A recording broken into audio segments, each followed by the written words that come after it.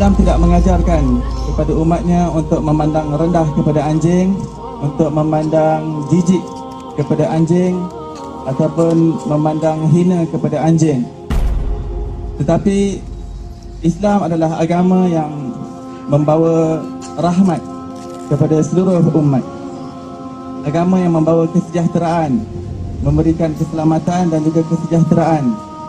Dan Nabi Muhammad sallallahu alaihi wasallam, Prophet Muhammad juga diutus oleh Allah Subhanahu wa taala sebagai simbol, dan baginda beliau sendiri adalah merupakan rahmatan lil alamin, mercy for the whole world.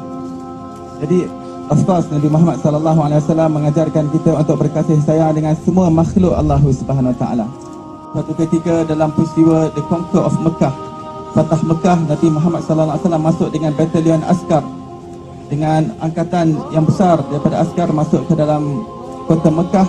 Dalam pada itu Nabi Muhammad sallallahu alaihi wasallam melihat seekor anjing betina dengan anak-anaknya di tengah jalan. Dan Nabi sallallahu alaihi wasallam memanggil para sahabat, wahai sahabat, kamu kepung di kawasan anjing ini supaya askar yang masuk nanti ke dalam kota Mekah tanpa mereka sedar, takut mereka terpijak dengan anjing-anjing tersebut. Maka begini Islam mengajarkan kita, Nabi Muhammad sallallahu alaihi wasallam mengajarkan kita untuk berkasih sayang dengan makhluk.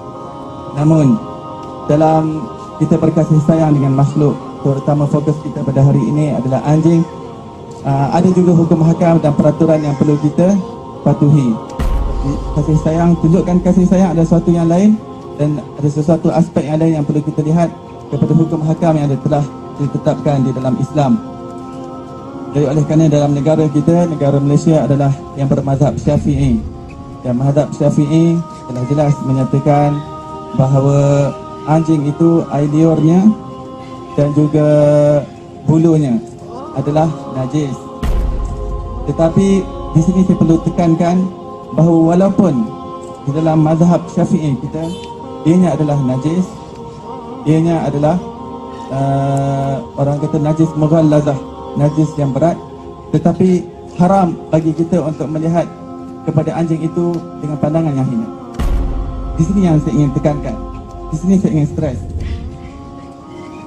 Hukum hakam adalah sesuatu yang lain, tapi adab hati kita adalah sesuatu yang lain kepada anjing. Itu adalah yang lebih besar lagi. Kalau masing-masing daripada kita mendapat mesej ini dan pulang ke rumah dengan mesej ini, bagi saya ini satu kejayaan yang besar. Kerana kita telah mentarbiah hati kita, kita mendidik hati kita untuk memandang bagaimana memandang kepada makhluk Allah Subhanahu wa taala. Baik dalam mazhab Syafi'i, air liur dan juga bulu anjing adalah najis, dan pendapat daripada ulama bahawa pelumuran, seseorang yang melumurkan tangannya dengan anjing tanpa sebarang sebab adalah sesuatu yang dilarang di dalam Islam.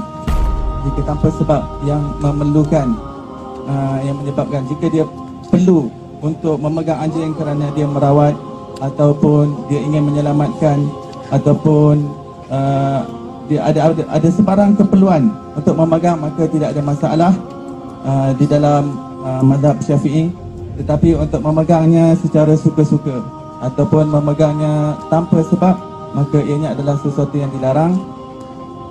Saya rasa itu jelas mengenai najis dan juga keharaman, dan juga manakala mengenai hukum mengenai membela dan juga memelihara anjing di dalam Islam, di dalam semua mazhab tidak dibenarkan dan dilarang untuk memelihara anjing sebagai pets, sebagai bahan pemeliharaan untuk dimanja-manja, tinggal sembubung dan sebagainya, kerana ada beberapa aspek yang perlu dilihat.